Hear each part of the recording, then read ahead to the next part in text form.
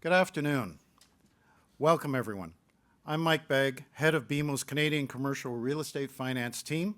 Thank you for joining us, whether 100 in this room at our Toronto headquarters or 250 virtually from across Canada. Before we get started, I would like to take a moment to honor and recognize the First Peoples of this territory and the ongoing contribution of First Nations, Inuit, and Métis peoples to the vibrancy of our community today. We are grateful for the opportunity to live and work together on these lands. So why host a housing supply and affordability event right now? Well, for decades, our industry has faced rising challenges in the pursuit of providing Canadians with enough good, affordable homes. Chief among these challenges have been increasingly slow project approvals, a failure to evolve focused zoning intensification and density levels, and a lack of investment in infrastructure where it is needed most. Combined with record immigration in recent years, the widening gap between Canadian supply and demand has fueled one of the less affordable housing markets in the world, even after recent rate and tariff headwinds. Added to these internal factors are unprecedented external headwinds. Pandemic and geopolitical volatility inflated construction costs. A corresponding interest rate spike further priced buyers out of the market and compressed margins for builders. And there remains a deep undersupply of skilled building trades labor. Nowhere has been hit harder than the condo markets here in Toronto and also Vancouver, where buyers and builders have moved to the sidelines. The pent-up demand is there, but far fewer buyers and but far fewer can afford a home, mortgage, or even rent. Potential supply is there, but for some years, builders have been better off investing in GICs than building condos. When builders stop building, but pent-up demand continues to grow, CMHC and we all predict a widening supply gap after the current headwinds stabilize. So again, why this event now? Well, we have a new government that has correctly identified the need for increased housing supply and affordability, and specifically for innovation in the areas of more affordable built forms, such as prefab construction. But no one I've talked to in the industry believes the government has a hope of creating a public sector builder that could efficiently deliver the needed volume better than this industry that's in this room and with us virtually across the country today. The logical solution would seem an alignment of pro-housing supply and pro-affordability policies at federal, provincial, and local levels in collaboration with private builders who, as an industry, are favorably distinguished globally. It's not a question of subsidized versus market housing, condo versus low-rise, pre-built versus on-site built, but rather a need to carefully, strategically shift the entire supply curve out at all affordability levels to stabilize housing costs and access for all Canadians. We have an ambitious agenda for the afternoon that I will now run through as quickly as I can. We'll start with an economic perspective from Smart Prosperity Institute's Mike Moffat. Based in Ottawa, Mike is a nationally recognized housing expert here to help us set a balanced context for today's conversation and discussion. Following Mike, BMO's Kate Lowe on my leadership team will facilitate a panel discussion with Dave Wilkes from Toronto Build, Michael Owen from Mondev in Montreal, and Hila Omarkel from Daniels in Toronto. Dave Wilkes is my CEO on the Toronto Build Board and a tireless advocate on housing supply. Hila is a strong advocate for housing sustainability and affordability, representing Daniels, an award-winning Toronto builder. Michael from Mondev represents one of Canada's largest purpose-built rental builders in Montreal, rental being a key part of this housing supply challenge and its solution. Lastly, we'll welcome Brad Jones from West Group in Vancouver. I attended Queen's Park event, that's our provincial legislature here in Ontario, just up the road from us. And I attended that a few years back when the Prince Charles Trust honored both West Group's head, Peter Wessick, and Daniels head, Mitchell Cohen, for their community building. So it's no coincidence both of those groups have been invited to talk here today. West Group's recent series of videos on it's entitled Homes Just Don't Happen, on their YouTube channel by that same name.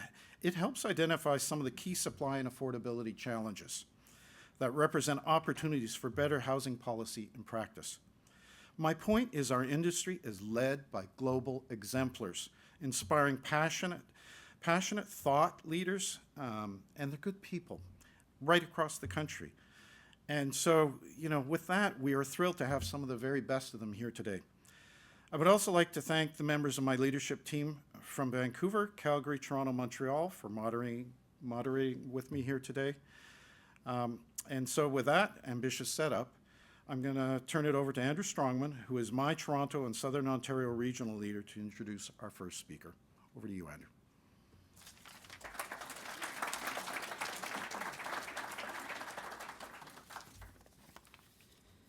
Thank you, Mike, and thank you all for joining us. I'm honored to introduce our first speaker today. Dr. Mike Moffat is executive in residence at the Smart Prosperity Institute and an assistant professor in the Business Economics and Public Policy Group at Ivey Business School, Western University. Mike's research at SPI focuses on the intersection of regional economic development, building child-friendly, climate-friendly housing and communities, and clean innovation. In 2017, Mike was the Chief Innovation Fellow for the Government of Canada, advising deputy ministers on innovation policy and emerging trends. Mike has worked with politicians and policymakers of all political stripes in several countries to craft more effective public policy. At this time, I'd like to welcome Mike to the stage.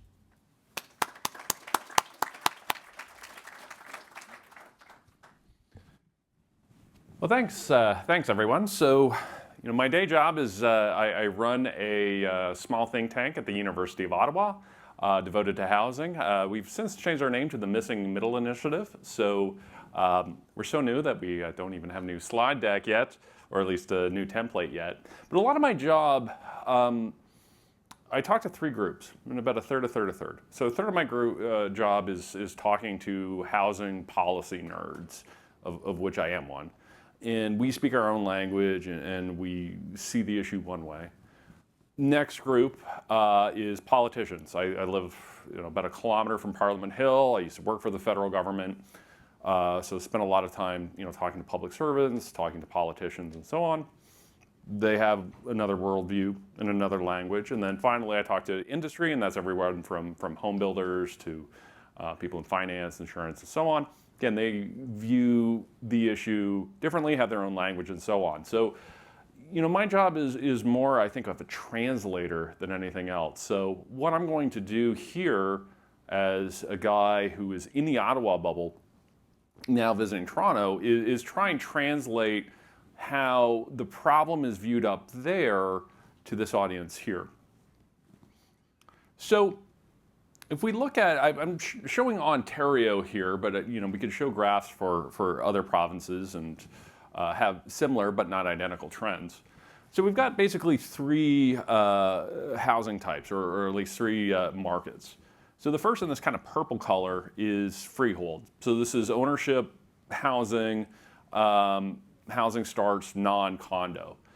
And this peaked around 2002 in Ontario, and has declined since then for a variety of reasons: increased development charges, the growth plan, lack of zoning reform, and so on. So we've been in kind of a secular decline when it comes to freehold housing starts. And in fact, I don't have the graph going back far enough, but I think last year was the worst year since like 1958 or something like that when it comes to freehold starts, despite the fact that we've had record population growth.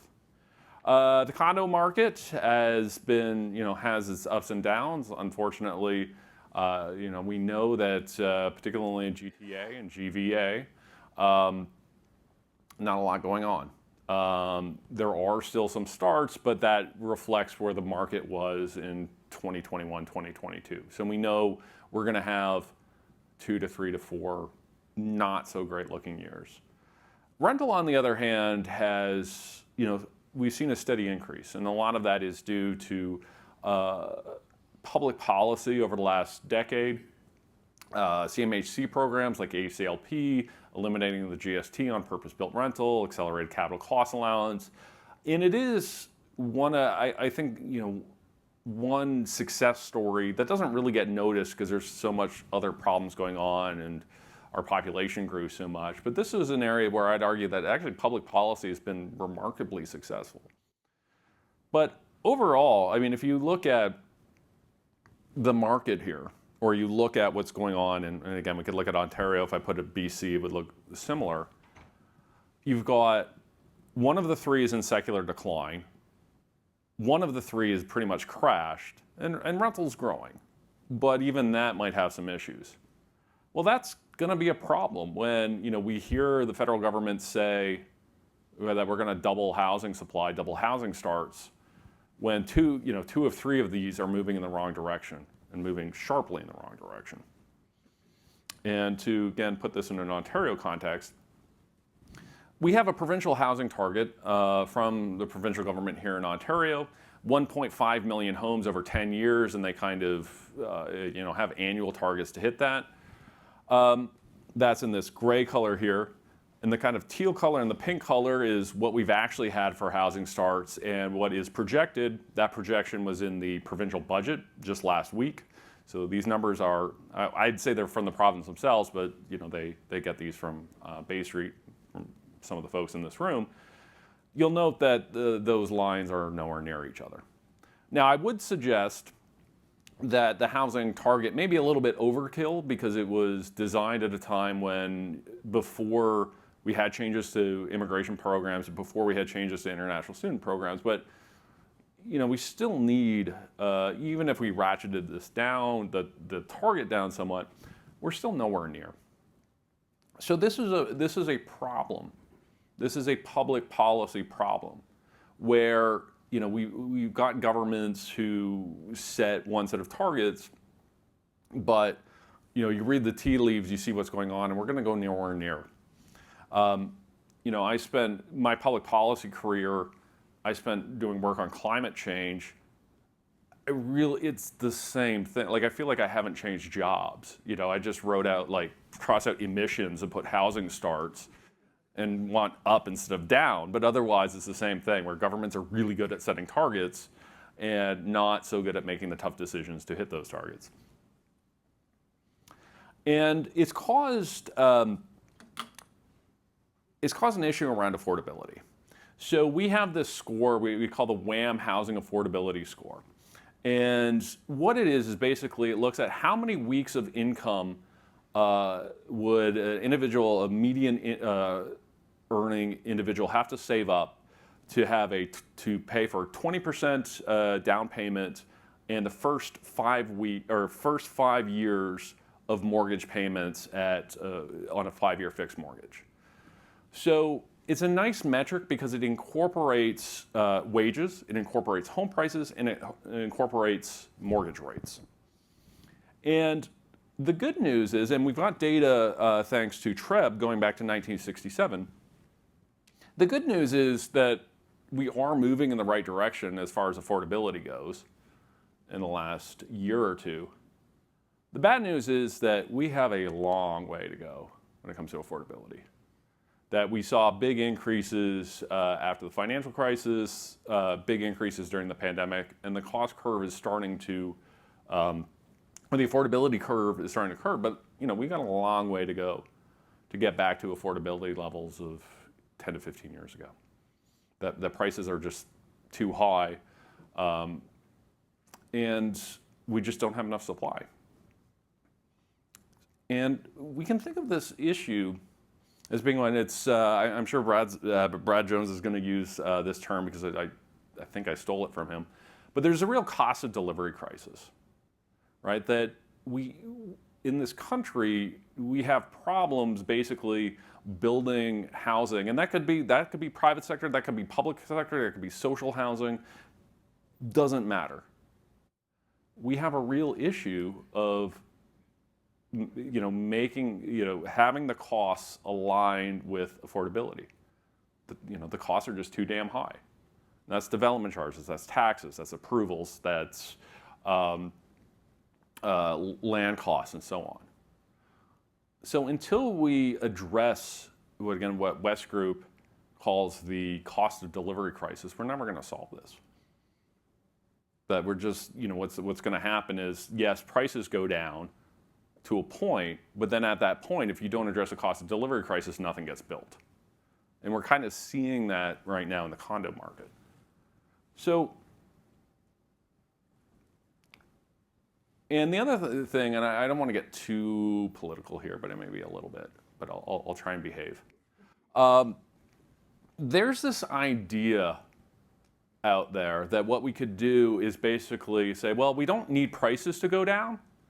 If we just keep prices stable for a while, wages will go up over time, and that will create affordability. We can create the conditions where, price to, because if you think of a price to income ratio, there's basically two components of that. You either need the price to go down or the income to go up.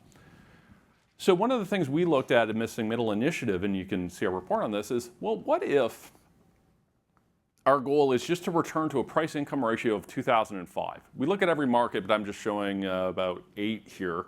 So, okay, here's what was the price-income ratio in 2005, and in Oakville it was about 6.2. St. John's, it was about 2.9, and this is for a single-family home, the CREA single-family home metric. December 2024, we can see that the PI ratios there, they're about double what they were in 2005. So then we do a thought exercise. We say, okay, let's assume we're going to keep prices stable, and we'll have nominal wages go up about 3% a year, which is what they've done since we set a 2% inflation target 30 some odd years ago. Well, if we do that, it will take about 25 to 30 years in some markets to return to affordability if we put all the weight on income growth. And that's assuming that we can keep prices stable for 25 years or somehow. So that's not going to get us where we need to be. I mean, it might, St. John's, 7.6 years. Okay, yeah, that's doable. But 27, basically 27 years of income growth and flat prices to get affordability in Kitchener-Waterloo to where it was in 2005. So that basically means if you've got, if you've got the eldest cohort of millennials, they will be collecting their pensions by the time affordability runs around. They will be over the age of 65, if that's our plan. So I'm going to suggest that cannot be our plan. We've got to find a way to, address the cost of delivery crisis and create affordability. We can't just let wage growth take the way here. So now we look at, I'm going to look at public policy environment. We'll have lots of time for questions because I always find the Q&A really the most interesting part of this. So if we look at freehold ownership, right, so non-condo ownership, there's a surprising lack of public policy thought, particularly from the federal government, on how to advance this. Province is thinking about it a little bit. The premier talks in these terms, talks in having a white picket fence and a $500,000 home. So the province thinks about it, and I would argue advanced some policy on this recently. But we're not getting a lot of deep thinking on how to restore the dream of home ownership, particularly in this type of market. And the GST cut, that is the one policy area or the one policy idea that the federal government has to address this is let's cut the GST for first-time home buyers. We'll set a cap on it of $1 million, maybe $1.5 million. That's going to do nothing in this market, in the GTA in particular, for freehold ownership, because the number of first-time home buyers of that type of new, and the GST only applies to new homes, right? So the number of first-time home buyers buying that type of house in this market is a rounding error. It's basically zero. So the federal government's flagship policy on this is amounting to next to nothing. And there is an opportunity here. We had a provincial budget here in Ontario. The province could help with this a little bit by cutting the PST or increasing the PST rebate. They haven't. but it's an idea that's still out there.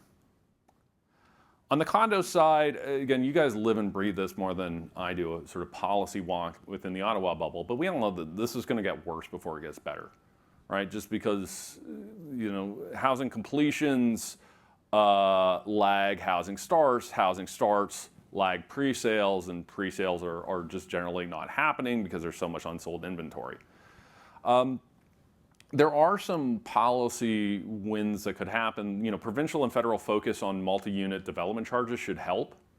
If we can get those taxes down, that helps the pro forma. It should help some projects pencil. You still need to get the approval side right, which is still a mess. But focus on streamlining approval should help.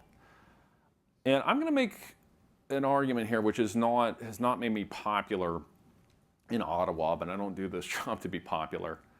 I actually think that the GST rebate that the federal government has now, or that is proposed, is actually going to hurt the condo market. Is actually going to cause starts to go down. And the reason is this, that again, the policy is that for first-time home buyers only, you're exempted from GST on a new home between 1 and 1.5 million. And what we're hearing, we're trying to actually, talk to millennials. We do, little focus groups and things like that. They're actually worried about burning their eligibility here. And they're like, we want to save our first-time home eligibility when we buy that 3-bedroom house, right? We don't want to burn it buying a 1-bedroom condo. We would rather rent. So it might be good for rental. But this is a big thing, right? Because if it goes up to 1.5 million in the GTA, which it could, there's talk about in Ottawa, that's $75,000 off the price of a new home if it's 1.5 million. First-time homebuyers don't want to burn that eligibility. So by limiting it to first-time homebuyers, the government is strangely actually disincentivizing first-time homebuyers from buying certain types of homes. There's a really obvious fix to this. Don't limit it to first-time homebuyers. Open it up to everybody. We've been suggesting this as a policy forward because in so doing would actually help first-time homebuyers because then they don't have to worry about burning their eligibility. But what it also does is it makes it more attractive for seniors in family-sized homes to downsize, go buy a new condo, move into that, and that frees up the suburban home for the next generation. All right, so we're hoping that we'll see movement from the federal government, that the federal government will kind of realize that, yeah, maybe we're being a little bit too cute here by limiting the eligibility, and we'd just be better off broadening it. And they could keep the eligibility the same as it is now for the existing GST rebate, just change the numbers, just change the thresholds. They'd probably be better off doing that because I really worry if they go on this path, they're going to find that if anything, this is going to make the problem worse, not better. And then on rental, now I've just kind of crapped on the federal government. I'm going to say some nice things. The government is really focused on the rental side. It does seem to be keeping the federal government up at night. It kept the Trudeau folks up at night. It seems to be keeping the Carnegie folks up at night. And they really are making a good faith effort, I would argue, to increase rental stock in this country. So not only do you have all of the policies that they've done over the last 10 years, again, like eliminating GST and purpose-built rental, like accelerated capital cost allowance, all of these other things, they're now introducing more policies, like resurrecting the old multi-unit residential building tax provision of the 1970s, which is one where small-scale investors can kind of pool their money, build, typically it's smaller mid-rise apartment buildings, and then deduct some of some of the operational expenses against their personal income taxes. That should really help. I think there is still more that they have to be doing. I think, one of the things they have to think about is where, yes, getting the private capital on this helps, but on both the rental side and the condo side, I think they really, they keep talking in terms of attracting private capital without really thinking through, okay, well, where is that capital going to come from, and are we creating barriers to that capital? Right? I think we would be better off as a country by saying, instead of trying to keep out foreign capital, why don't we attract foreign capital, but say, okay, we'll allow foreign capital in, but it's got to be towards the building of a new housing. It's got to be additive to the housing supply, right? So trying to channel capital a little bit more than saying, okay, this capital is good, we'll allow it, this capital is bad, we'll ban it, which I would argue is not having the intended effect, and at a time where we need as much capital as possible to help build housing supply, we shouldn't be putting up all these barriers, right? We might want to steer that capital a little bit, but we shouldn't be putting up barriers. And one of the challenges I think we're going to see on the rental side, and it comes back to the cost of delivery crisis, is that rents are falling, which is a good, or at least in some markets, rents are falling, which is a good thing. A lot of that's driven by reductions in immigration levels, and particularly reductions in non-permanent residents. Unless you address the cost of delivery crisis, you get to the point where rents get too low relative to the cost of making new build, and you're not going to get new rental supply, right? That market locks up. So unless you address that, the cost of delivery crisis, you probably do end up getting a plateau on the rental market side. So I wanted to leave lots of questions, so I'm going to open up the floor. If you want to see what we're up to, so if you click on this QR code, it takes you to middleinitiative.ca, and you can see all the fun stuff we're working on. So open the floor. I know there's going to be mics around. At least I thought there was mics around. There we go. Does anybody have any questions?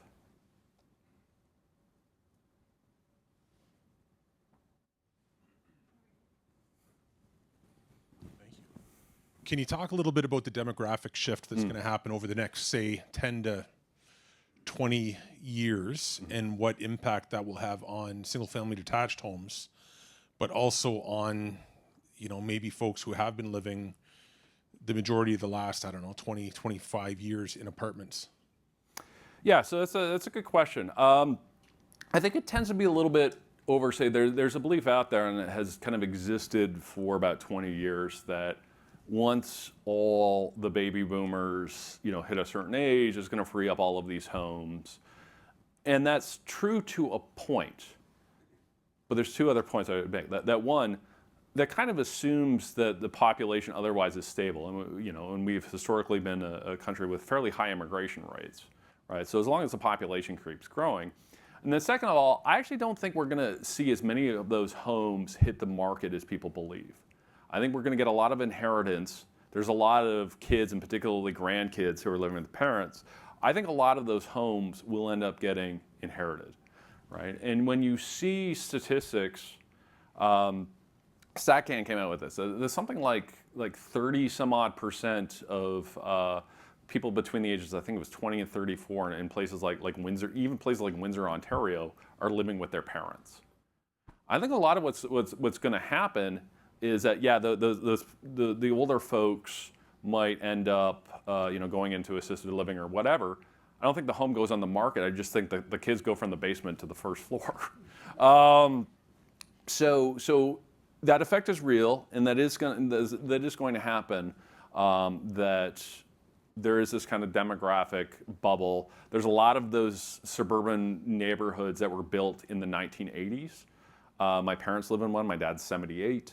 We are going to see a lot of generational turnover in those markets, but I don't necessarily think that's going to cause like a glut of them to come on.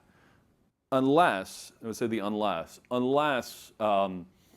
we see this government or future governments tap down on immigration further, or tap down on international student growth or other non-permanent. If that happens, if our population, we go from 300,000, 400,000, and we were close to 500,000 at one point, immigration target.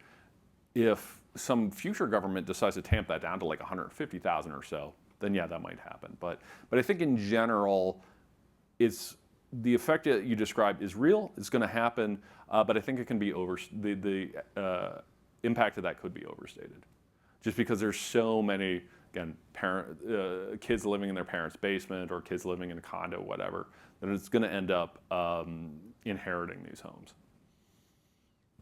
Does your plan call for falling prices? Well, it's not really a plan, and I don't think. I mean, Yeah. sorry, Yeah. in your presentation Yeah. is that there's no way we can solve the problem based on the number of years it takes to own Yeah. unless prices fall. And I somehow suspect that those who are homeowners here and in the broader community Yeah. and the condo developers here, probably not a thrilling message to hear if that's the case. Yeah, well, I think, I suppose I'm the benefit of not having to worry about getting elected, so I can say these things. Yeah, I don't see a path forward without that.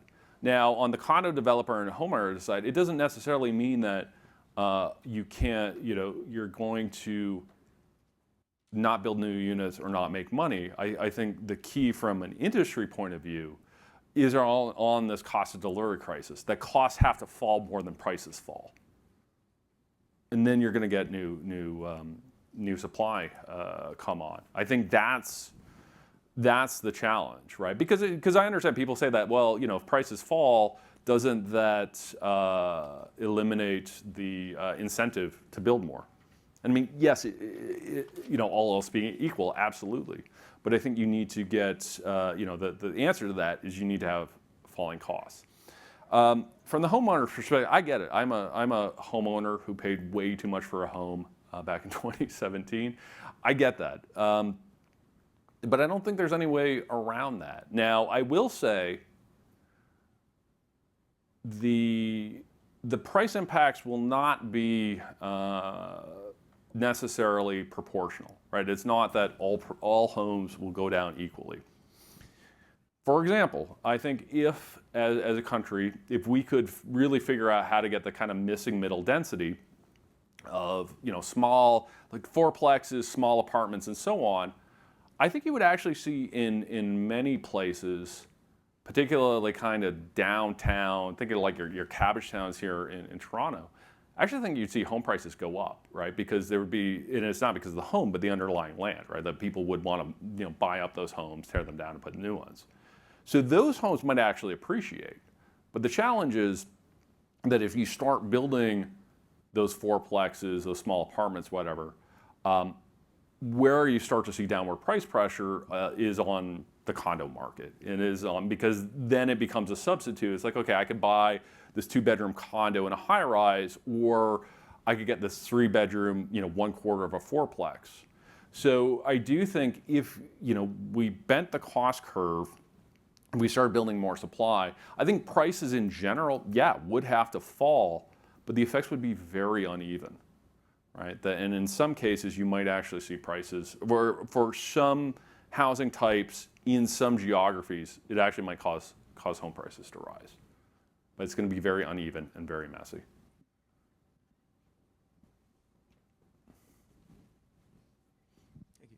Hi, Mike. David Graham from Halifax. I'm a builder. Atlantic Developments is my company. We have built, we've done land development. We've put the infrastructure in for land development. We've built middle and missing, I guess, housing, 50-unit condominium projects.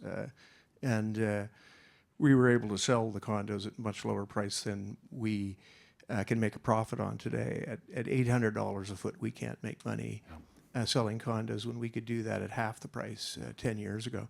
I'm worried about the inflationary effects of build. I'm grateful for the enthusiasm that the federal government has in terms of trying to solve complex housing systems issues and whatnot. But how does the private sector, and it occurs to me that there are a lot of private sector people in the room here, how do they galvanize and come together with a supply side commission, the likes of what they have in Australia as an example, to try to encourage building such that you can have the number of homes on an annual basis meet the immigration and the foreign student and temporary worker populations, and have a commensurate labor skill target. such that we can be building those homes? And how does the private sector get involved in the conversation to improve housing outcomes? It's a great question, and it's something I've been. I actually just had a meeting this morning about that kind of thought. I think industry is going to have to do it itself. I think we are going to have to sort of figure out how to bring people together and kind of row in the same direction. And it's one of the reasons why I tend to focus, because you're absolutely right on the inflation piece. You're 100% correct, and it's why I am increasingly, in our team at MMI, are increasingly focused in thinking about this in terms of cost rather than supply, right? That we should be trying to figure out how to cut the cost of delivery, and then if you do that, the supply happens, right? But if you just focus on supply without focusing on the cost side, then it's you get that inflation thing, and you can't find a plumber or somebody to do ductwork. So I do think having industry coming together, focus on costs, and go, okay, well, where can we bend the cost curve? And I do think the federal government is thinking in terms of that. I think it's driving what the Prime Minister is talking around factory-built homes and panelization and so on. So then it's like, okay, well, if that's going to be part of the solution, then what are all the sort of policy levers that you need to get there? And that's going to be, standardization of building codes across provinces. It's I think what we saw just last week from the Premier and the provincial government saying, like, hey, we can't really be having different rules and regulations at a municipal level for various things, because it kills the ability to do economies of scale. The example I like to say is, what would car manufacturing look like if the city of Mississauga required all gas tank doors to be on the driver's side, Brampton said they had to be on the passenger side, and Caledon said they had to be behind the bumper, right? We couldn't mass produce cars, right? We'd be having to bespoke everything, and that's essentially what's happening in housing. So I do think that's what the federal government is thinking through, is trying to sort of think through, okay, how can we accelerate factory-built homes, help build address the cost curve, deal with some of these labor shortages in the trades. But you have to go, okay, well, what are all the barriers preventing that from happening? And once you start to get in the weeds, it's a whole lot of regulatory barriers that I think all three orders of government are going to have to address.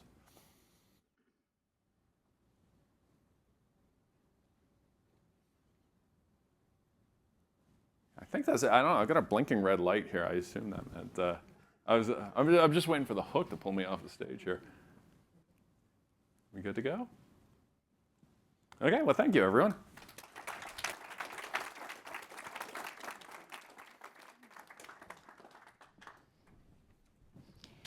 Thank you, Mike. Incredibly informative, although also slightly terrifying at the cost of delivery crisis and the thought of my 13-year-old still living with me in 27 years. Jokes aside, as we gather here and as we've listened to Mike and his points, it's critical to recognize that the lack of affordable housing isn't just a statistic, right? It's a reality that affects millions of individuals and families across our cities. It has become increasingly difficult for low and middle income households to find stable and secure housing, and a far-reaching crisis that impacts not only those directly affected, but also our communities and our economies as a whole, both today and for the future. So today, we're truly thrilled to explore this multifaceted nature of this issue with our esteemed panel, who will share their experiences and their insights. So joining us will be Dave Wilkes, President and CEO of the Building Industry and Land Development Association of the GTA, less of a mouthful, BUILD.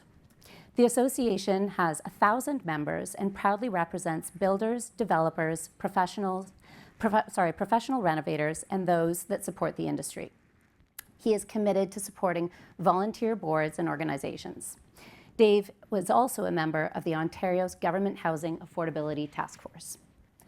Also joining us will be Michael Owen, Senior Partner at Mondev. Michael is a veritable expert in all areas of urban real estate. Michael's business and project development skills are bolstered by years of in-depth education and professional experience.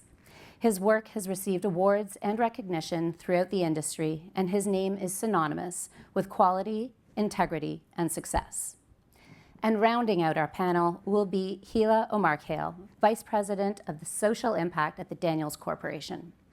Gila is responsible for strategic initiatives that look to ensure that the social, cultural, and economic infrastructures of communities built by Daniels are as strong as their new buildings. Since 2009, Gila has been working on the revitalization of Regent Park in Toronto's downtown east. Most recently, Gila has served as inaugural co-chair of the Accelerating Accessibility Coalition, co-founded by Daniels. And with that, I would like to welcome our trio to the stage.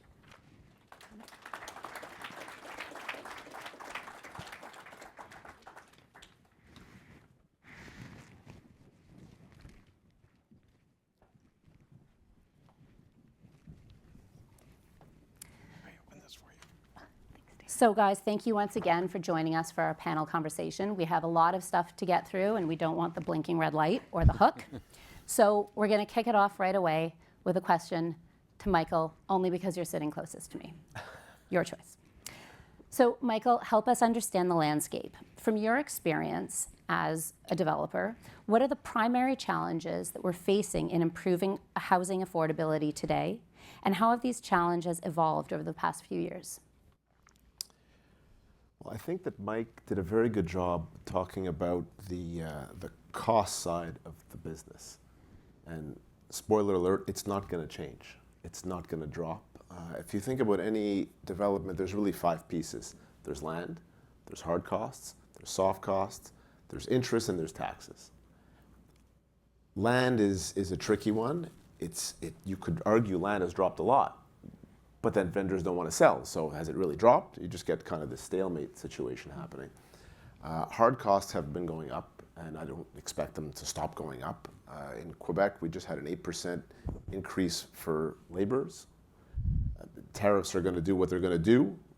Maybe they're going to affect everything. Maybe they're going to affect, God willing, nothing. But that's going to create an inflationary component. Soft costs, honestly, are a very, very small piece. So you could put soft costs at 0. Most projects might still not work. Interest, I mean, if the bank wants to lend me money for free, I'll gladly accept it, but I don't think that's going to happen, so it costs money to borrow money.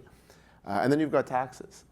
And when I say taxes, like I kind of throw everything in there. What does it cost me to get a permit? What does it cost me to rent the street? What does it cost me for, whether it be social housing taxes or park taxes or REM taxes? It seems every year there's like a new version of this. And if we look at what those different components were like 5 years ago, 10 years ago, and a percentage increase, taxes have actually probably gone up the most, at least in Montreal. Maybe they're trying to catch up with Toronto, I'm not sure, but it's been a big percentage increase. So I don't see where any of this is really going to change. I'd like to explore kind of the other side of it, because that's supply, right? We're talking about affordability. What makes something unaffordable? It's because it's too expensive. So how do we make people able to afford what is expensive? Either they make more money, okay, that's what is going to take, I don't know, 27 years or something like that. But I think there's other ways that people are not necessarily talking about. Most individuals don't necessarily look at the price, they look at the payments. And we have this, at least in our business, we do some condo, by the way, we do rental and condo, way more rental, but we do some condo. People have a hard time getting approved. They want to buy, they have a down payment, they don't get approved. And it's often because of calculations that are made and the bank decides or the CMHC decides these guys can't afford it. But wait a second, what can we do to make them afford it? Why don't we talk about reducing or tying age to amortization? You know, there's no reason that if I'm 20 years old that I should be stuck with a 30-year amortization where I could get the same thing if I'm 50 years old. I should at least get an extra couple of years. You know, I would go as far as to say it wouldn't be such a terrible thing to just do interest only or 100-year amortizations like they do in other parts of the world.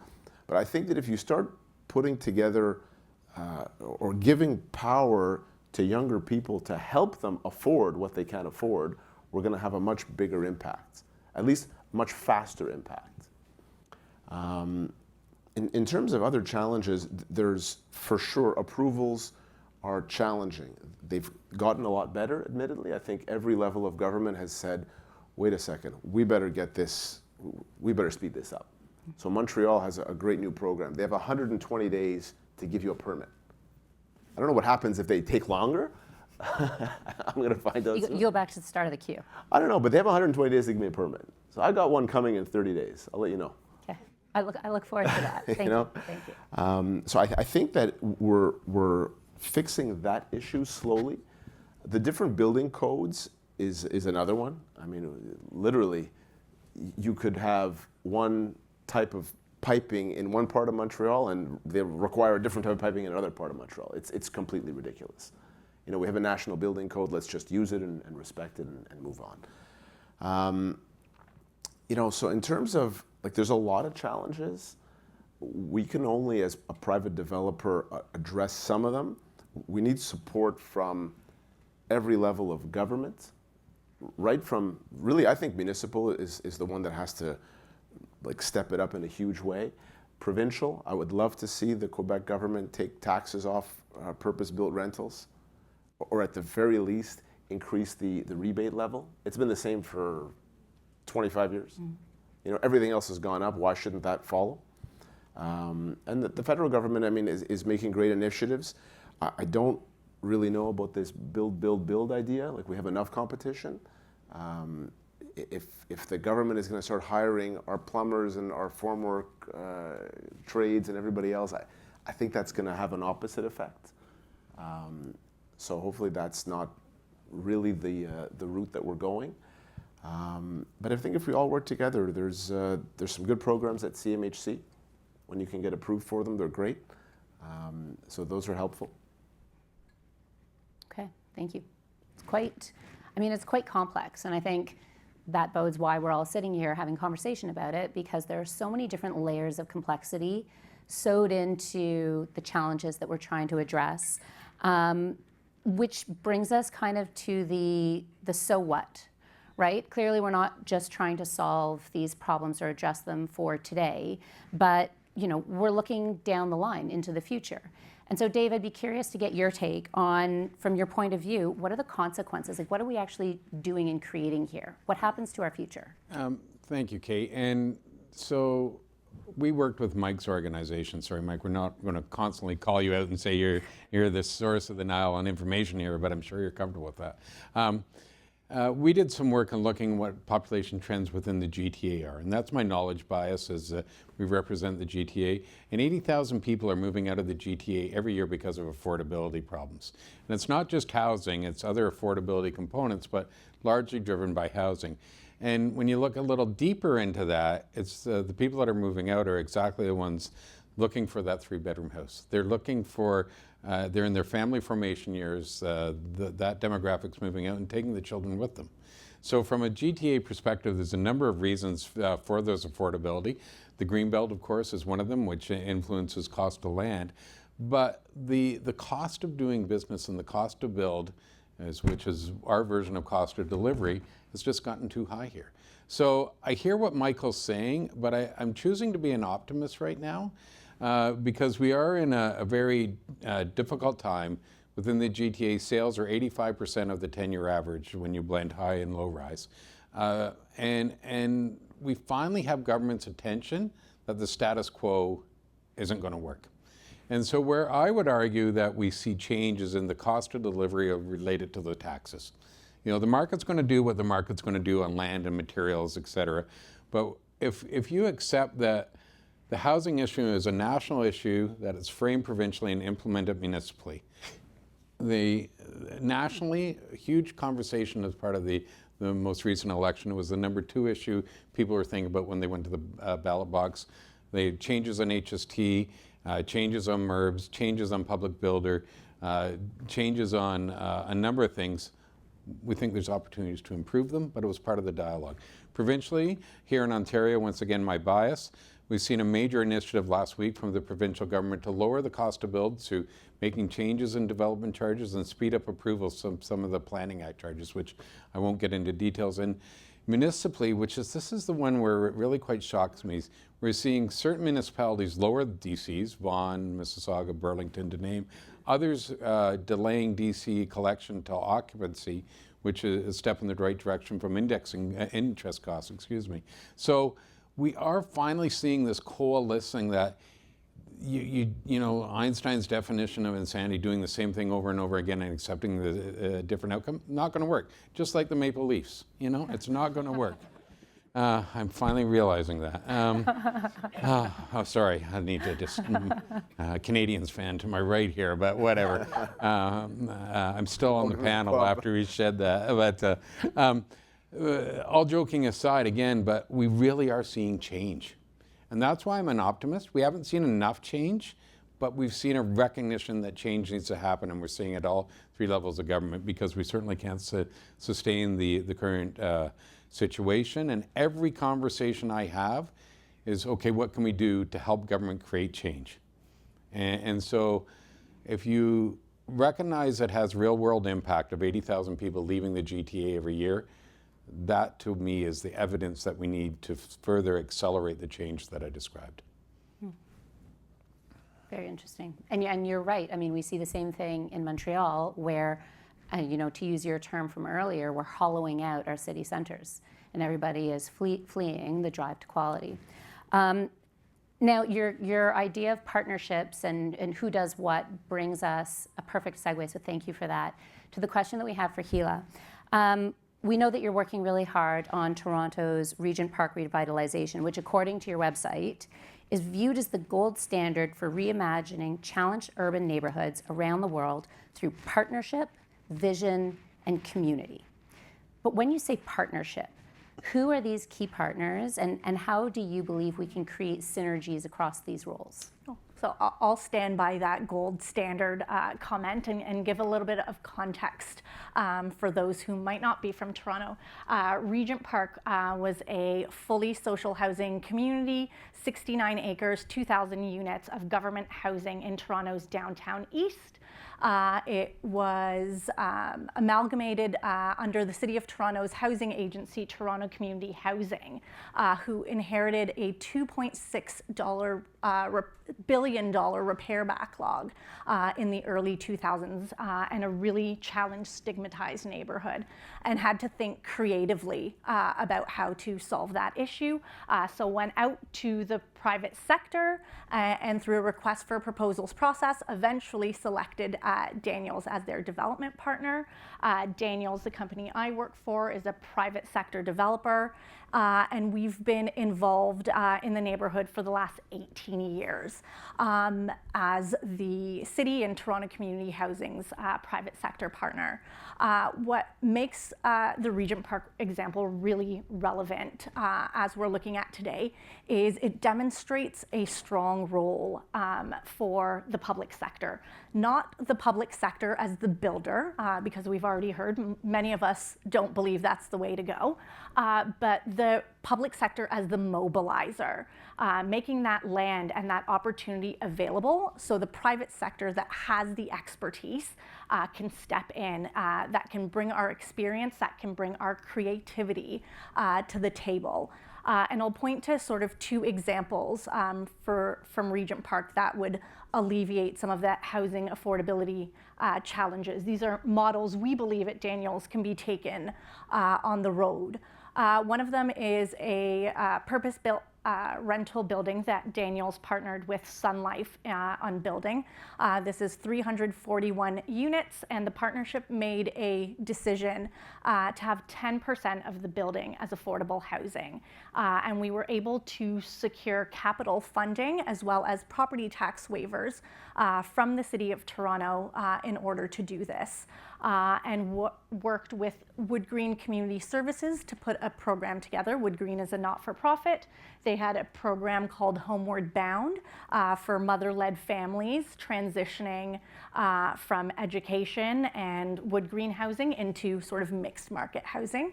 10% of that building, 2 and 3 bedrooms, is now affordable through that partnership. That's a 49-year head lease with Wood Green. So the partnership knows we have that revenue coming in. Those units are fully managed, but there's affordability baked in. When we did our last condo project in Regent Park, one of the things we were hearing is, we have folks, I think, in all of our urban centers that have really good incomes and can actually qualify for mortgages, but don't have down payments. And so we took it upon ourselves to create a shared equity mortgage program where we put $5 million in a fund that would lend shared equity mortgages so that down payments instead of 20% could actually be 40% and help folks qualify. Now that doesn't have to be a builder-led initiative. I think Mike talked about bringing other actors. We need the not-for-profit sector if we're looking at affordability. $5 million funds aren't huge. Where's the role for philanthropy and corporate sponsorships in that? So I think those types of models, really being creative with what partners we're bringing in, depending on the product type, makes a real difference. Can I build on that point? Absolutely. I weren't do that. I We're might good, do we're this. good. Yeah. But I think that's exactly the point, right? When you look at the federal government's public builder initiative, we don't need more builders. Everybody, many representatives in this room, we need to be creative on how we partner with governments. There's examples in other countries that what is the role of government? Providing land, federal lands, maybe provided on a lease hold basis for a period of whatever it is, 99 years. Clearing the way for approvals. It comes potentially with conditions, and let the builders do what they do to bring supply on. Because I truly believe unless we get a different mindset on how we address these things, and similarly with GST, don't limit it. If it's a good idea, it's a good idea. Mm-hmm. And don't limit it to first-time home buyers, and partner with the sector to address that from a very specific affordability point of view. So I think the Regent Park example is perfect on how we can operationalize what the government talked about during the election, but in a partnership way as opposed to a competition way. So as I was listening to the story again, it occurred to me we know what to do. We just have to do it. We just have to execute. Yeah. Exactly. Okay, sorry, I'm gonna go going. rogue on that too. You've officially lost control. Yeah, That's okay. conversation. Work yours Because back. I want to say Regent Park is just one example, Right. and there are other great ones. And I want to touch on, Dave, sort of the lease model. We saw it in West Donlands here in Toronto, where the government, similar to a Regent Park process, went to a request for proposals to the development industry. I think there were 13 proposals for land on a lease that would create more affordable housing with the stipulation of 30% of that housing being affordable. So when the government leads like that, clearly the development sector responds. Mm-hmm. And Kilmer, Tricon, and Dream were the successful sort of development group in that. And that community now is award-winning, recognized around North America. And so I think that's when we're talking about a role for government. It can be that catalyzer. Funding and financing is critical, but I know many of us probably say this. We certainly say it at Daniels, but it all starts with land. Mm-hmm. Yeah. We agree, and I know, Mike, this is something that we've often talked about in our conversations when we're looking at projects, is it all starts with land. Now, you guys have thrown out some really great examples and some good ideas. I want to get your input as well, Michael, when we're looking at this affordability issue, and we always have to balance, the feasibility of it, the financial viability, the profit, and also the need for the affordable housing. So building on their examples of suggestions, what strategies have you found effective in your balance in Montreal? Well, I think we saw this coming a few years ago where the nominal price is kind of the most important thing, right? It's not the price per foot that we all look at on our spreadsheets. It's what is the cost for somebody to rent, whatever it's going to be, a 2-bedroom, a 3-bedroom per month. So our knee-jerk reaction, and in retrospect, I don't know how far this can really go, is we just made smaller units. So that studio that was once 500 feet became 450, became 400, and so on and so forth for 1-bedrooms and 2-bedrooms. So that helped affordability in a roundabout way. We try to include, and again, it's a small strategy, but people like it. We try to include a ton of amenities. So if you live in a Mondev building, you don't need a gym membership. It saves them, whatever it is, $100 a month. We include all utilities. We'll get a better rate at Hydro-Quebec, so that saves a little bit of money. And we're attacking it from kind of every different angle. And obviously we take advantage of programs that enable us or incentivize us to put affordable units into the buildings. But that leads, not everybody wants to live in a small apartment, right? I think somebody brought it up in the audience, people are leaving to go into bigger units. So we have this new idea that it's going to be a fully rental community. We bought the equivalent of 2 massive city blocks, and we're going to have everything on these sites. It's going to be townhomes, duplexes, triplexes, apartment buildings. So literally everybody from the kids to the grandparents can live on this site. It's still in its infancy, so we'll see how it goes. But I think that might be something that's to be built on for the future. That also protects kind of the multi-generational, as you were saying, which is an important thing. Yeah, and brings more product type. Yeah. Which again is still all going to be rental. I think there needs to be something to encourage or to not totally kill the dream of home ownership, because the rental is great, but it's not everybody that wants to rent forever. So my solution is focus on that because that's the business that I'm in, but I think there's got to be stuff because if all those houses come on the market and they don't get inherited, who's going to buy them? Not my son, who's going to be living in my basement until he's 34, right? Traditionally you started out with a small property and then you sold it and you bought a bigger one and then you bought a bigger one and then you bought ultimately that family house that you lived in forever. I don't know what happens if that first one is never purchased. Yeah, you're right. So now I'm going to bring it back to Hila, hearing again more challenges and complications that we're facing. I'd like to know from your experience, what are some of the innovative approaches that you and your team have seen which can improve affordability and help address some of the concerns that Michael brings up and that we all face? Yeah. I'll start with a personal experience first that sort of touches on what Michael talked about. I bought my first condo in Regent Park through a really innovative approach. In the very first building, Daniels and Toronto Community Housing had to demonstrate that this neighborhood was going to be just like any other. It was going to be successful, and they were able to put creative financing in place that let us build before achieving a sales test.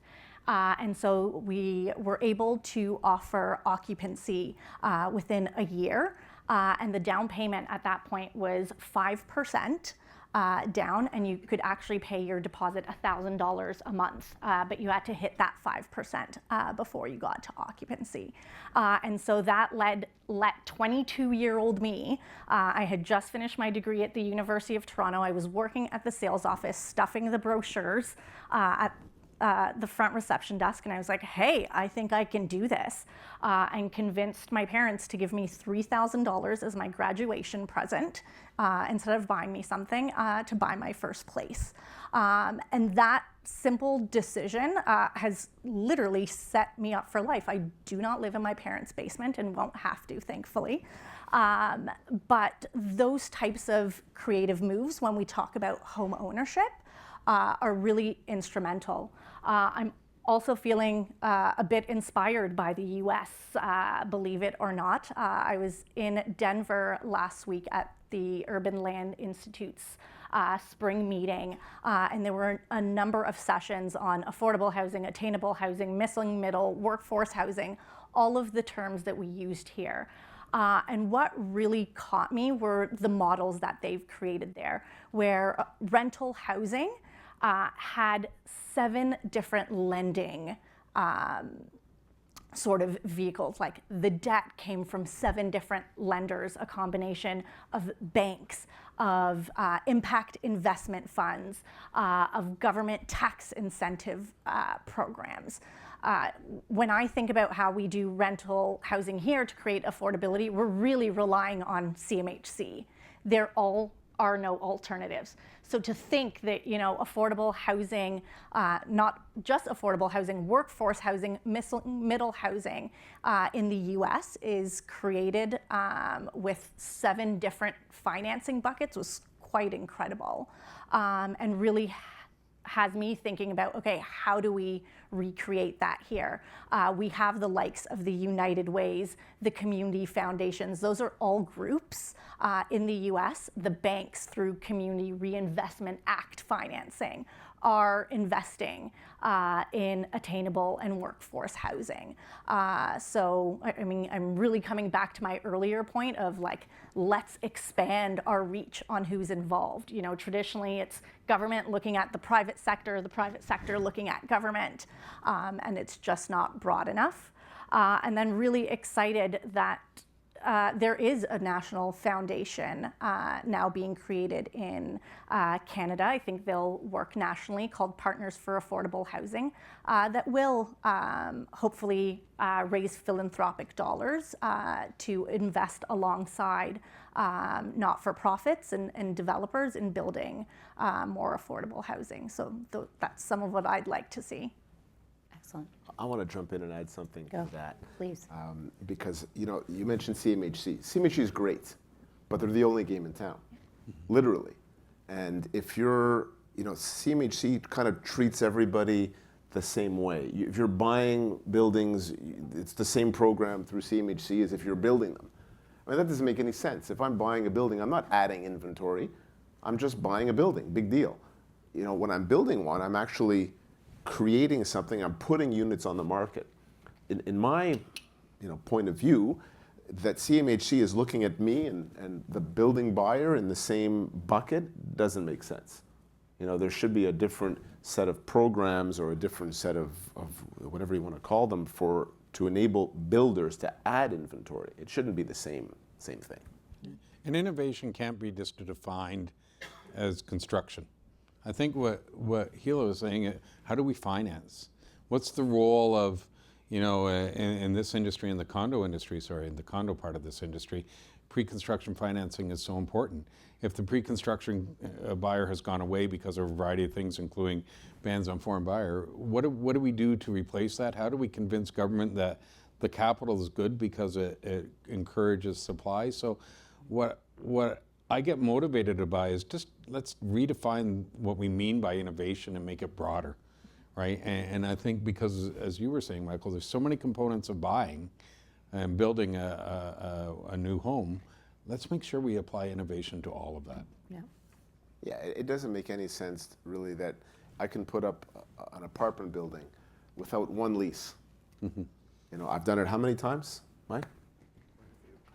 Not one lease. Nobody's ever asked me, do you have a lease? No, of course I don't have a lease. The building's not finished. But you want to put the same condo building up? Yeah. I got to have 100 sales or 200 sales, whatever it is. Why? Yeah, I agree. See, we just solved it. There we go. Your work here is done. Now, guys, we do have 2 minutes left. And Dave, because you began, your part of our panel discussion by declaring that you were an optimist. And you're optimistic about the future and what we can do and how we can change it. And a lot of the conversations that we have been having is, we all know our lane, we know our role, we know how to branch out and to try to be innovative. But a lot of the conversation has also come back to the government and what is their role and how do we help them mobilize and do what we need them to do. So if you could leave us with 2 thoughts on how to bring the government in and really catalyze, what would it be? We got to stop whining and be part of the solution, would be one thought.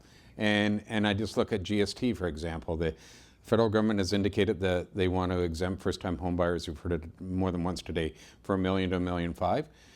That's great. Applaud that initiative, but indicate how it's not going to work. right? And bring facts to the table on how that can work better. There's a lot of inventory in the market right now. Having a GST exemption for buyers will take up that inventory and eventually bring supply on. So come with solutions, not complaints.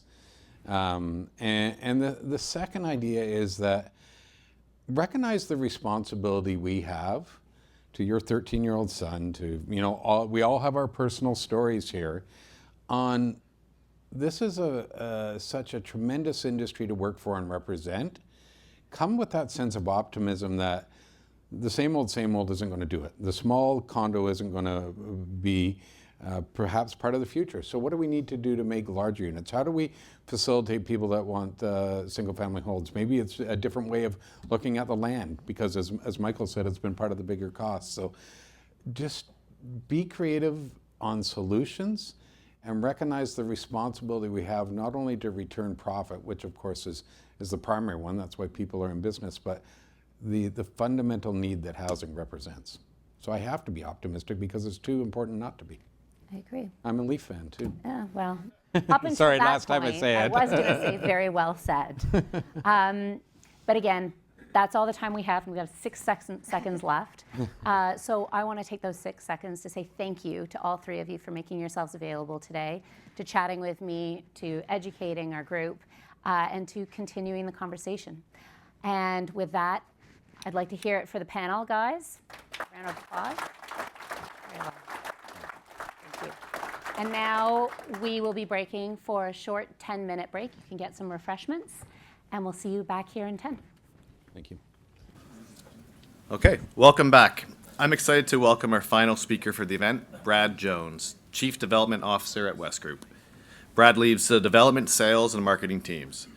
He provides strategic guidance in project design, community engagement, government advocacy, and project execution across all asset classes. With a background in urban planning, Brad has been involved in major redevelopment projects in the Lower Mainland and some of Canada's largest master plan communities. He has played a key role in delivering over 4,000 homes and 5 million square feet of built space across Metro Vancouver. Brad was also a recent recipient of the 40 Under 40 by the Business in Vancouver magazine. This award highlights the achievements of individuals who demonstrate excellence in their respective fields, hold leadership positions, and give back to the community at large. Recognized for his expertise, he is frequently sought after for insights on housing policy and is a regular media commentator on real estate and urban development. At this time, I'd like to welcome Brad to the stage.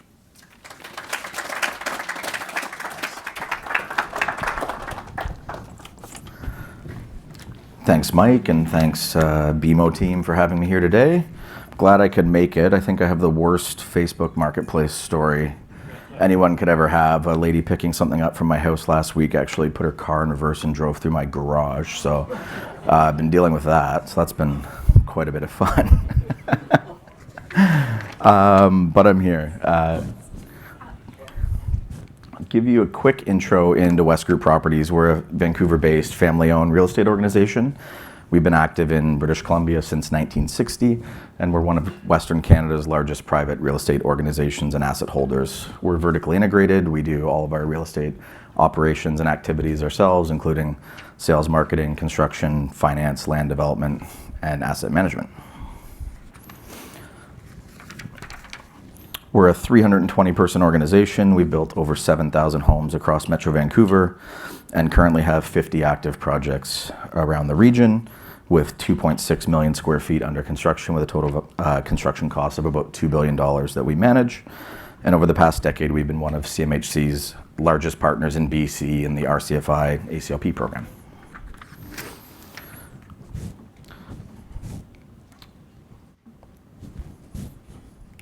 Not doing very good with that button.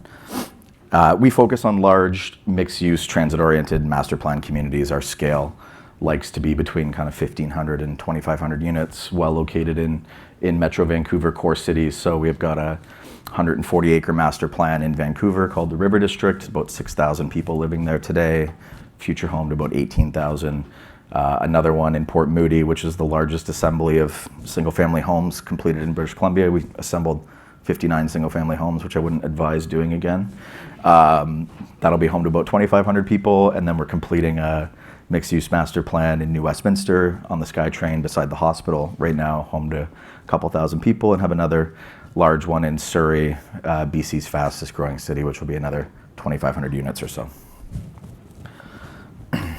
As it's been mentioned, we started a YouTube channel and had to figure out how the heck that worked. So let me walk you through kind of how we got there. 95% of housing in Canada is built by the private sector, and collectively it's a huge part of the economy. In BC, it's about a fifth or more of GDP, bigger than mining, bigger than manufacturing, bigger than agriculture, bigger than forestry, and shockingly bigger than the public sector at this point. The housing crisis is a cost of delivery crisis, and it's a choice. Nice to have code changes and government fees and charges and the way that they're levied. We started joking in our office, we're losing track of infrastructure costs and meme coins because they're starting to look the same. Metro Vancouver development cost charges between 2015 and 2027 will have gone up nearly 2,000%. To put that in perspective, this is something we've been talking about in our office, the theory of planning to the margins. And I think over the last 20 years or so, what's happened is planning policies shifted from outcomes-focused planning to basically re-engineering where profits end up. And I think in theory, this was a good practice at the time. Democratizing the increased land value from redevelopment schemes to pay for community amenities, community centers, things like that. But it's taken a turn and it's gotten out of control where, at least in BC, our planning policy starts with a financial analysis of how much money can be extracted. And where that lands, this is from a project we're working on right now, 2,500 unit master plan. So let me walk you through the math. So for us to have the privilege of taking $2 billion worth of risk to build 2,500 units of housing on a SkyTrain station, we would be paying $206 million in upfront government fees and charges. The residual land value of that site, based on those policies, would be $41 million. It's currently a surface parked retail strip mall, which if we renovated would have a residual land value of about $60 million. So to take $2 billion of risk and spend 10 or 15 years working on this thing, we would pay $200 million for the privilege of reducing land value by about $20 million. This is an absolute failure of policy and an absolute loss of objectives around housing. Which is why we started saying the housing crisis is a choice. Government in Canada now earns more from a new home that's built than the builder who took the risk and delivered it.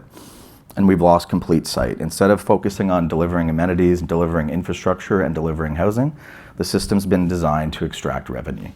Policies set up to squeeze project margins until they aren't viable, and there's no room for flexibility built in. I kind of lost my mind the other day, I guess before my house got crashed into.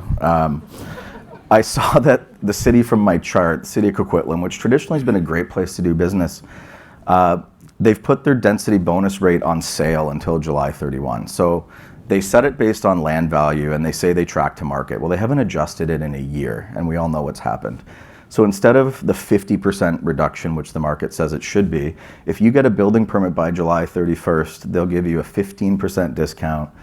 And I'm losing sight of if we're talking about housing, if we're talking about Spirit Halloween at this point. It's been mentioned before, but the housing market is really complex, and how housing gets built and managed is even more complex, which has led, I think, to our industry's challenge in actually explaining complexity and having effective change result from that. So we have at least four sets of government that impact us on a housing front. Federal government sets big picture policy. Provincial government sets, codes, environmental regulations, contaminated sites, landlord-tenant legislation, major growth management frameworks.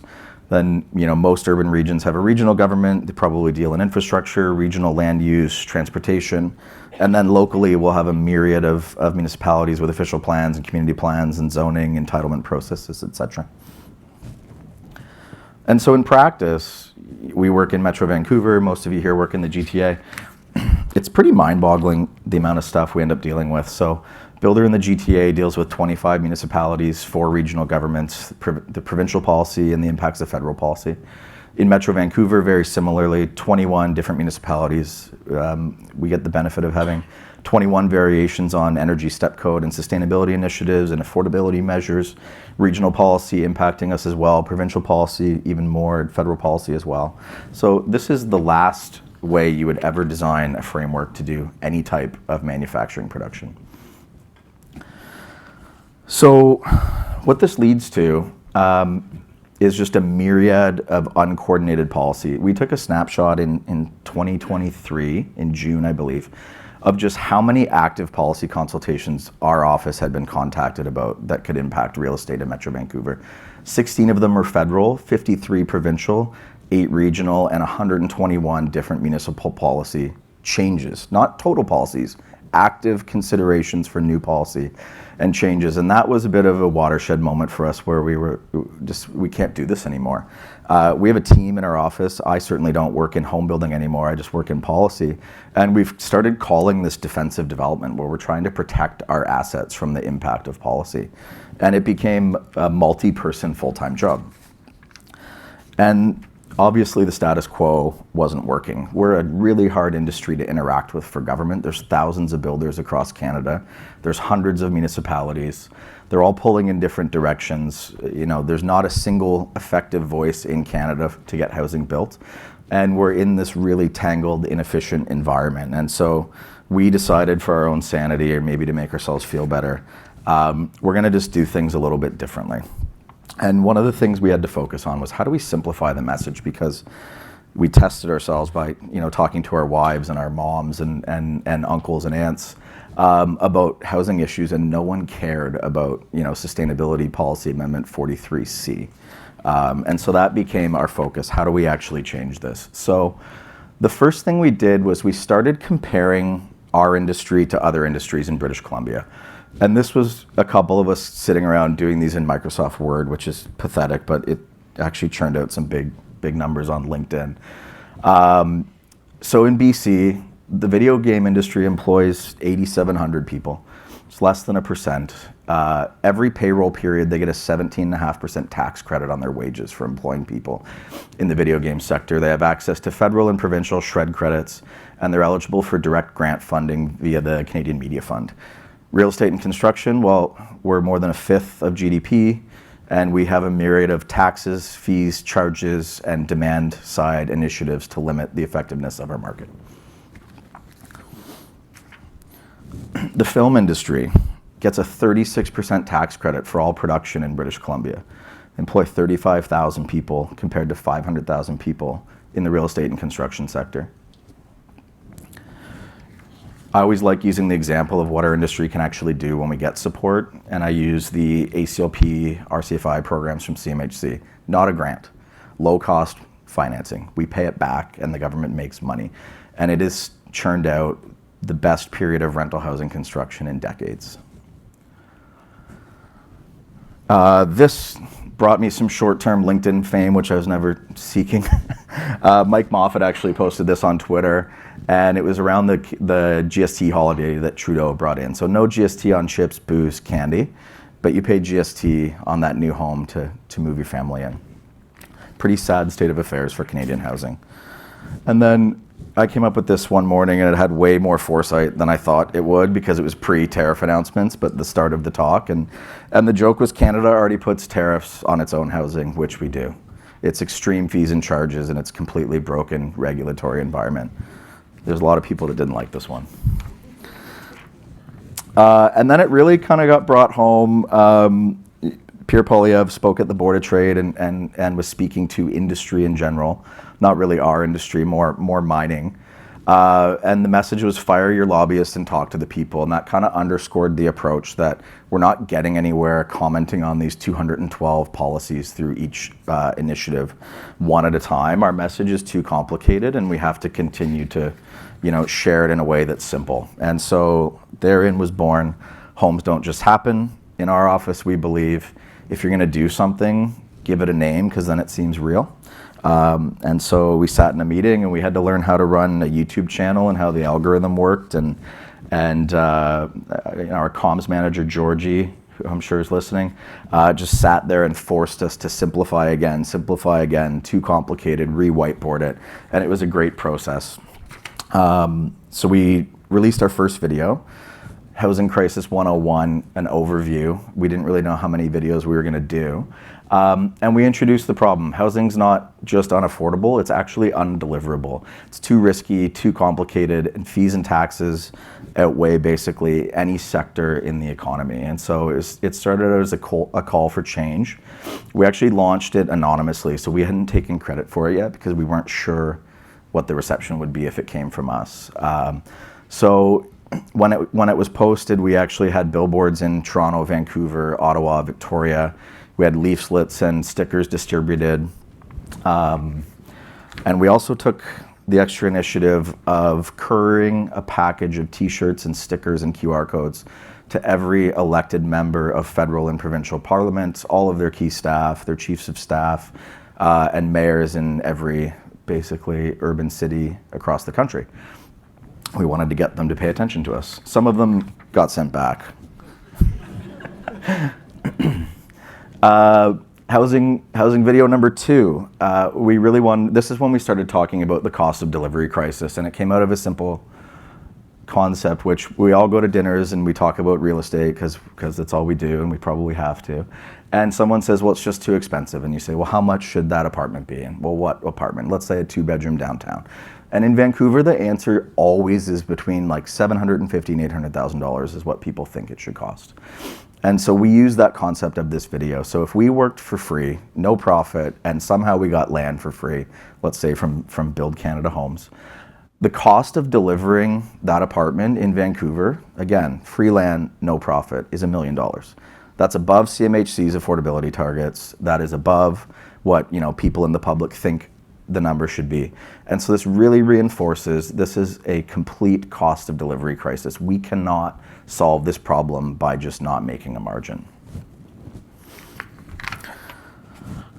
And video 3 came out of talking to Mike Moffat, actually, and we toyed around with the idea of using car manufacturing or farming, and then the tariffs went into place. We didn't want to pick on farmers anymore because we thought people would get upset. But we took a manufacturing mindset of how would the housing framework look if Ford built an F-150 this way? And so they have to design a car, get public feedback on it, get a council of the uninformed to make a decision on the design and focus of that vehicle. No offense to elected officials.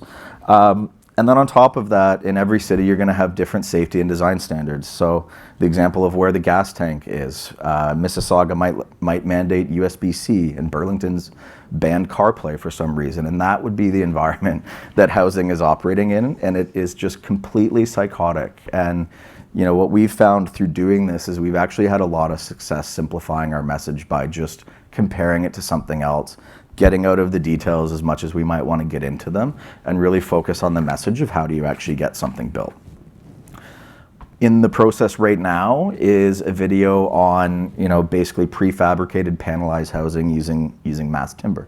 Over the last year, we've actually had a pretty smart guy in our office building out a mass timber strategy for us, on the mindset that at some point we're going to be forced to do this, and so we might want to do it. Let's understand it, but if we're forced to do it, let's understand it even better. And so we went and looked at why isn't this scaling in Canada? What are the issues? This and that. Because the absurd reality in British Columbia, where we have one of the best fiber baskets in the world, it's cheaper to buy mass timber from Austria and ship it than it is to get BC wood from 3 hours away. And we went through a process actually of like flying around, and we explored buying a mass timber company out of bankruptcy, so we got in it. And what we found is it's the same issues that we have in housing. So panelizing housing products doesn't solve the housing crisis, doesn't change the cost of delivery crisis, doesn't change fees and charges, doesn't change zoning, doesn't change regulatory issues. And what we found on the timber side is there's massive policy issues that go all the way back to forestry policy. How do you harvest a tree in British Columbia that are holding it back? And so we ended up forming the Western Mass Timber Alliance. We got together actually with a mass timber manufacturer, some forestry companies, and we're working on government policy in that world as well. So we spent a lot of time on this. We have no idea what the ROI is. we question the value of our time at points in time. But we actually have gotten a lot of really positive feedback on this approach, the simplification of the messaging. We've also gotten a lot of criticism, particularly from academia, about how reductive we're being, which we always invite them into our office to talk about it, and they never want to come, except Mike comes. And I think right now, it was mentioned in the panel, we've got some green shoots. There's a conversation taking place federally where they've at least acknowledged the link between development cost charges and affordability. The policy proposal is totally inadequate, but at least there's a link. And I think, you know, it's very clear we have a massive infrastructure funding problem in this country. Ontario's proposed legislation looks fantastic as a non-expert. In this region, I think harmonizing code requirements is an incredible first step, capping inclusionary zoning requirements, exploring public utility models. And then at the municipal level, there's a lot of really good conversations taking place about timing of DCC payments as well. In BC, at least some early conversations of actually moving those to be paid by the purchaser outside of the project, and it actually creates a much more affordable environment. So, what has to happen next? Address the cost of delivery crisis. We've asked government to just leave us alone, stop changing policy. If anything, we need a rollback. Looking ahead, there's a new national model construction code. I don't think they're listening to us because there's 374 proposed changes in that national model construction code. And then, you know, I think we have a real opportunity right now to change GST policy, change the limitations so that it's not just on foreign purchasers, or sorry, on first-time home buyers. And that policy should go back to its inception when, you know, 90% of new housing qualified for that rebate. And then finally, we have to incentivize capital investment back into the country. We have to allow folks who don't live here or aren't permanent residents to invest in new housing in Canada. And there's some great models globally of that we should be looking to. That's all I've got.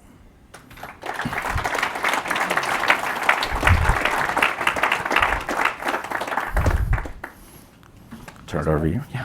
Thanks very much. Questions? Any questions? Sorry. No problem. Well, I think it's brilliant, and what do we do to help? There's a lot of us in here. I think the message has to get out, and you're doing a good job, but repost it on LinkedIn. We'll find it, repost it. What would help your cause, our cause? Great question. We've actually debated getting a consortium together to help fund this because we're doing it on our own. So that's something we've debated. We don't really want to give up our editorial control of it, so we probably won't do that. But yeah, I think share it, share ideas, communicate in the same way. I think our industry gets far too technical because the issues are technical, but we've got to realize we're not always talking to a technocrat. And so the more we share these ideas and talk in this way, I think is really helpful.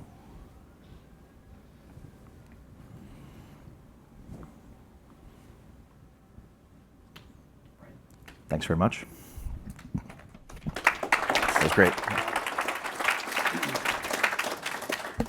Yeah, thanks, Brad. And you know, math, policy, all that stuff aside, you know, I think there's just a real need for change, and it's clear coming from everybody that spoke today. So thanks for bringing us home today. Unfortunately, I get the job of bringing us to conclusion, the formal part of our agenda today. So I just want to say thanks to all the speakers, all the panelists, to my BMO colleagues for driving the conversation today. Thank you for that. You know, as I reflect on some of what was said today and the themes that came out of the conversation, it was clear that despite the many headwinds and uncertainties that were identified today, there's still glimmer of hope, some optimism in the room. I think that's positive. There's obviously the need for change that many of you referenced, but you know, I truly believe that we can make a difference. And you know, if we as a group continue to lobby and advocate for sound housing supply and affordability policies and practices, you know, we can really make make a difference. And it's really up to a lot of the people that are here in the room today, the people that are on the line virtually. You know, we've got the ability to drive some of that change. So, you know, I'd say let's just kind of keep fighting the good fight, and change will happen with everybody's effort behind it. So, thank you to everybody that's here in person in the room. Thank you to those on the line. Appreciate your participation, your partnership, and of course your business. For those that are in the room, please stick around. We will have refreshments. We'd love to chat with you some more and hear what's on your mind, particularly after we've heard such great things from our speakers and panelists today. So thank you and have a great afternoon.